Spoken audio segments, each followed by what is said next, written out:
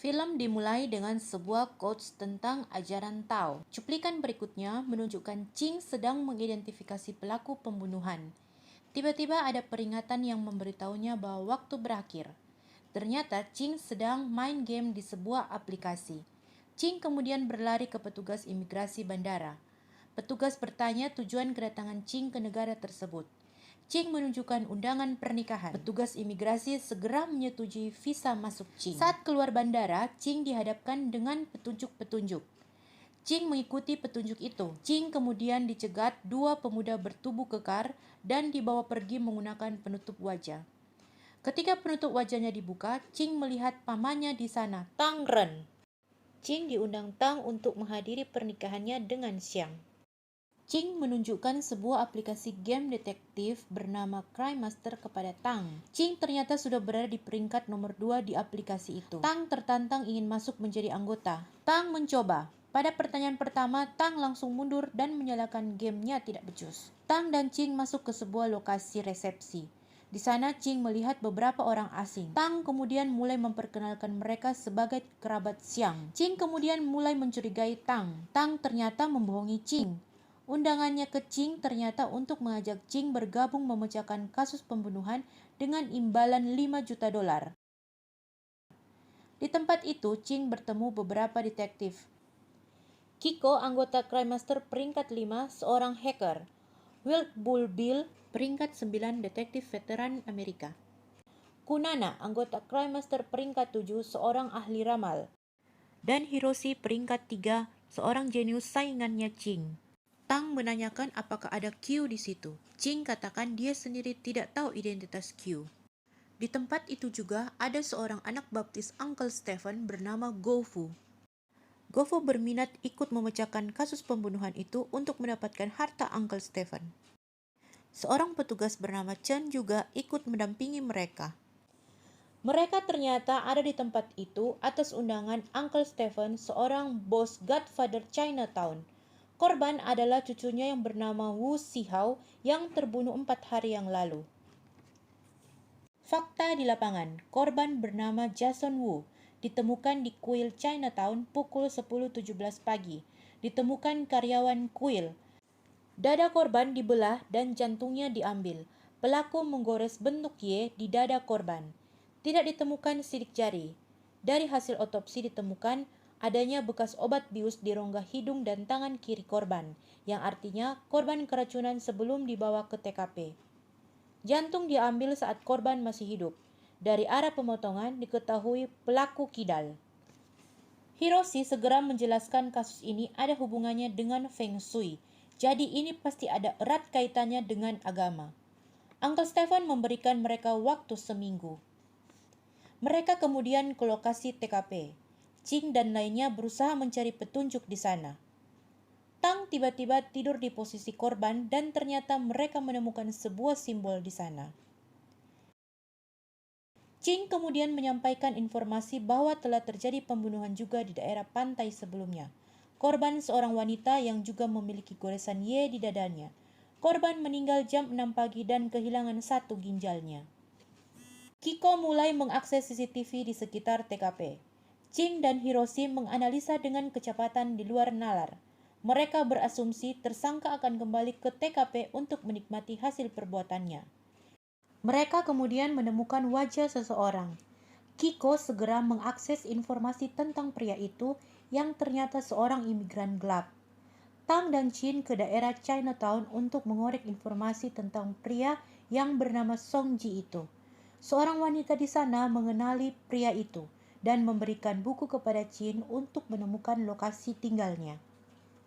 Dengan kemampuan analisa super cepat dan sangat detail yang dimiliki oleh Ching, ia pun segera menemukan lokasi keberadaan Song. Wow, aksi Ching membuka map ini luar biasa ya. Song Ji nampak sedang mengajar ketika ditemukan oleh Ching dan Tang. Saat Ching sedang menganalisa, Tang langsung menemui dan memukul Song Ji.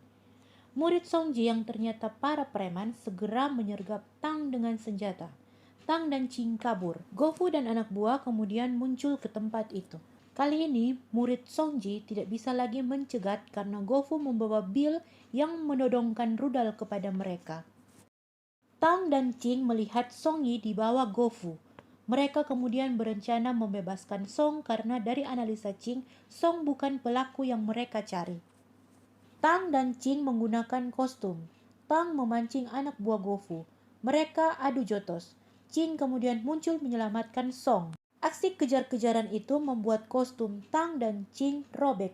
Mereka pun lari dan masuk ke sebuah bar. Gofu dan anak buahnya mengejar juga sampai ke dalam bar.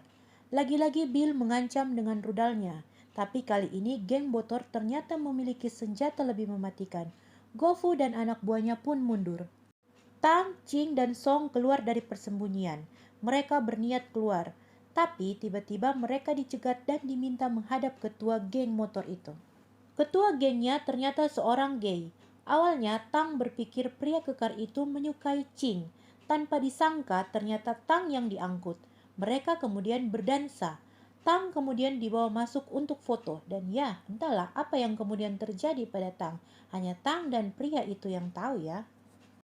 Mereka kemudian dibebaskan. Ching mulai menginterogasi Song lagi. Song katakan kalau dia anggota Crime Master peringkat 1000-an. Jadi ia tertarik dengan kasus pembunuhan itu. Itulah alasannya mengapa Song terlihat di lokasi TKP.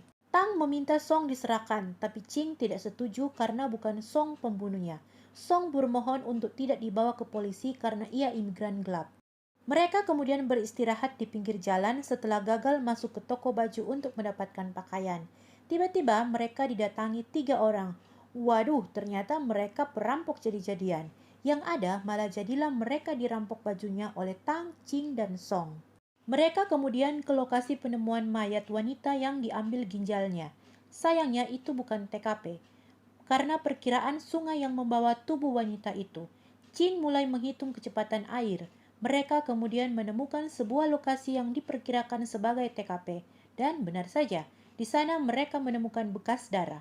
Sebuah simbol yang pernah mereka lihat di kuil ternyata muncul juga di situ. Ching mulai penasaran dengan makna simbol itu. Tang menyarankan untuk menemui gurunya. Arti simbolnya adalah penjerat jiwa.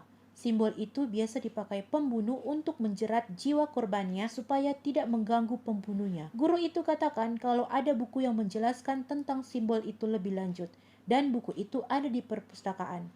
Mereka segera ke perpustakaan dan mencari buku yang dimaksud. Setelah menemukan bukunya, ternyata ada halaman yang robek. Ching menghubungi Kiko untuk membantu melacak siapa saja peminjam buku itu, dan nama Song Ji ternyata muncul. Mereka kemudian diajak Song beristirahat di taman karena mereka sekarang berstatus buronan sejak kabur bersama Song. Di sana mereka kemudian melihat kasus pembunuhan kembali. Mereka mengejar pembunuhnya. Aksi kejar-kejaran kembali terjadi. Ching hampir menangkap tersangka. Sayangnya nyali Ching ciut ketika tersangka mengeluarkan pisau bedah di tangan kirinya. Ching yang tidak mempunyai keahlian bela diri harus merelakan tersangka melarikan diri lagi. Ching kembali bertanya kepada Song. Song katakan ia mendapatkan info pembunuhan dari Q dari chat pribadi di aplikasi Crime Master. Ching juga memberitahu Song kalau ia tahu yang merobek buku di perpustakaan itu adalah Song. Mereka memutuskan untuk kembali ke taman yang menjadi TKP. Di sana mereka melihat petugas Chen. Di depan mayat kembali tergores simbol penjerat jiwa. Di sana juga muncul seorang dokter bernama James yang menangani hasil otopsi korban. Mereka memutuskan mencari tahu identitas korban di ruang praktek Dr. James. Karena mereka ODP, mereka memutuskan menyamar dan kemudian masuk ke ruang Dr. James. Di sana mereka menemukan artikel tentang Dr. James, sebuah obat, dan potret istri Dr. James yang telah meninggal. Dokumen korban yang dicari Ching ditemukan. Korban seorang wanita dan kehilangan livernya. Saat akan meninggalkan rumah sakit, petugas Chen menangkap basah Ching dan Tang. Petugas Chen meminta mereka menyerahkan Song. Mereka menjelaskan bahwa bukan Song pembunuhnya. Ching berjanji akan memecahkan pola pembunuhan tersangka. Petugas Chen mengingatkan waktu mereka sisa 3 hari. Mereka pun dibiarkan pergi. Mereka kemudian ditangkap anak buah Gofu. Lagi-lagi mereka berpura-pura berselisih paham untuk mengecoh lawan. Mereka kemudian dibawa ke penjara. Polisi meyakini ini adalah kasus pembunuhan berantai. Di dalam penjara, Ching tetap menganalisa. Ching katakan kalau pembunuhan berantai biasanya memiliki pola. Jadi mereka mencoba mengurutkan jarak kematian korban juga lokasi kematian. Tapi sayangnya itu semua bersifat acak. Ching mencoba menganalisa dari sudut yang lain. Kasus pertama, Jason Wu, jantungnya yang diambil, meninggal di kuil Chinatown tanggal 1 Juli jam 9 sampai 10 pagi. Menurut waktunya itu berkaitan dengan elemen api dan jantung termasuk organ api. Kasus kedua, wanita yang diambil ginjalnya di pabrik kapal terlantar di atas sungai Hudson pada jam antara 11 sampai 1 siang. Berdasarkan lokasi dan jam pembunuhan, itu termasuk elemen air. Ginjal juga organ air. Kasus ketiga, wanita yang diambil livernya pada tanggal 7 Juli jam 3 pagi di taman, dan itu ternyata berkaitan dengan elemen kayu. Api, air, kayu. Ternyata tersangka membunuh mengikuti urutan 5 elemen. Tersangka memburu 5 korban untuk mendapatkan 5 organ supaya bisa menyempurnakan ritualnya. Ritualnya menunjukkan tersangka percaya tindakannya akan menjadikannya seorang dewa. Ching yakin itu artinya tersangka akan beraksi lagi. Dan dari analisa Tang, waktu elemen berikutnya sore ini, Tang dan Ching mulai gelisah. Bagaimana caranya mereka akan mencegah tersangka kalau mereka di penjara? Kiko kemudian muncul dan membantu mereka keluar penjara setelah mengerjai para penjaga sehingga mereka tertidur lelap. Kiko membawa Tang dan Ching kabur. Tiba-tiba Kiko menerima pesan. Di sana dikatakan siapapun yang berminat mendapatkan 5 juta dolar diminta untuk datang ke penyulingan gula. Tersangka akan muncul di sana. Mereka pun segera meluncur. Mereka kemudian bertemu Song di sana. Song katakan dia tahu tentang informasi itu setelah melihat postingan Q. Ternyata semua pihak yang memburu tersangka sudah tiba di sana termasuk para petugas. Aksi tolol 2 anak buah Gofu yang memainkan lampu membuat situasi di lokasi menjadi runyam. Gofu akhirnya ditemukan tewas tanpa ada yang tahu siapa pembunuhnya. Para detektif termasuk Tang, Ching, dan Song di penjara. Saat petugas Chen muncul, Ching bertanya apakah paru-paru Gofu hilang, dan sepertinya Gofu memang kehilangan paru-parunya sesuai dugaan Ching dan Tang tentang 5 elemen. Ching katakan mereka harus menghentikan tersangka. Malam nanti adalah waktu terakhir tersangka untuk menyempurnakan ritual 5 elemennya. Petugas Chen katakan mustahil menemukan lokasi TKP berikutnya. Petugas Chen pun meninggalkan mereka karena berniat mengambil hasil otopsi di tempat Dr. James. Para detektif mulai berspekulasi. Dari pola pembunuhan, mereka sampai pada kesimpulan kalau tersangka sudah mengenali identitas korban sebelumnya. Itu artinya tersangka bekerja di layanan publik. Kiko merakit perangkat dari aksesoris-aksesoris yang ada di dirinya, sehingga bisa menjadi komputer untuk mengakses data. Ching mencoba mengumpulkan semua data di otaknya kembali, dan ia meminta Kiko melacak rumah sakit. Nama rumah sakit tempat praktik Dr. James pun tiba-tiba muncul menjadi tempat yang pernah dikunjungi oleh semua korban. Petugas Chen menemui Dr. James di ruang otopsi yang sedang bersama mayat Gofu. Petugas Chen memperhatikan korban. Saat petugas Chen mengangkat kepalanya, wanita itu menemukan simbol penjerat jiwa ada di langit-langit di atas posisi korban. Dr. James segera membius petugas Chen. Ching, Tang, dan Song berniat segera keluar dari penjara. Kiko membujuk para detektif untuk bekerja sama membantu mereka keluar. Setelah berhasil keluar penjara, Ching dan Tang beserta Song berhadapan dengan anak buah Gofu. Mereka berusaha kabur, kemudian muncul Guru Tang beserta murid-muridnya membantu menghadang anak buah Gofu.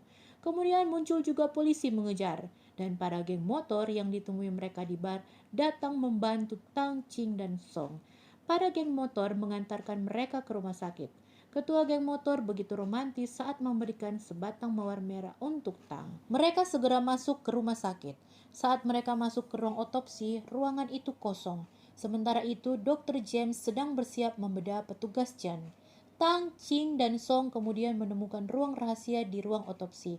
Ketika mereka membuka pintu itu, mereka menemukan semacam pelataran tempat persembahan di sana. Mereka menemukan petugas Chen tak berdaya di atas meja. Dr. James kemudian muncul dan adu argumen terjadi. Dr. James ternyata mengidap kanker dan ia menjalankan ritual itu dengan harapan kematian 5 korban dapat membuatnya hidup abadi sehingga bisa terus hidup mengabdi sebagai dokter yang menyelamatkan nyawa manusia lebih banyak lagi. Tindakannya menyelamatkan nyawa-nyawa membuatnya layak disebut Tuhan. Ching menjelaskan ritual 5 organ yang dilakukan Dr. James bukan hal yang benar. Bagaimana mungkin James menyelamatkan nyawa di satu sisi, tapi malah menghabisi nyawa orang lain di sisi lain? Dr. James kemudian menggorok lehernya sendiri dan meninggal. Misi berakhir. Petugas Chen katakan sayembara $5 juta telah hangus karena Uncle Stephen sudah meninggal dan seluruh hartanya telah disumbangkan ke gereja. Ching mencurigai Song sebagai Q karena Song dinilai baru saja melakukan kejahatan sempurna. Ching katakan kalau Song sengaja ke TKP supaya terlihat di CCTV. Itu dilakukan untuk menarik perhatian Gofu dan juga untuk mendekati Ching dan Tang. Ching tahu kalau Song sedang dalam misi balas dendam kepada Gofu karena adiknya dijerat Gofu dalam perdagangan manusia. Song memang kidal, tapi saat tahu Ching datang menemuinya, Song kemudian sengaja memegang kapur tulis dengan tangan kanan. Tapi saat Song menyelamatkan Ching, Song refleks bertindak sehingga ia menggunakan tangan kirinya. Itu membuat Ching yakin kalau Song kidal. Song tidak bisa menyangka lagi saat Ching menunjukkan kapur tulis yang dibawa Ching dari ruang mengajarnya. Ching dan Tang berpamitan pada petugas Chen dan Kiko saat di bandara. Kiko memberitahu Ching bahwa ia telah menyelidiki keberadaan Q, tapi Kiko katakan Song bukan Q seperti dugaan Ching. Saat hendak berangkat, Tang memberitahu Ching kalau mereka diminta memecahkan kasus lagi. Hiroshi juga ternyata mendapatkan panggilan yang sama. Bersiaplah menuntaskan kasus lagi bersama Ching, Tang, dan Hiroshi di Tokyo.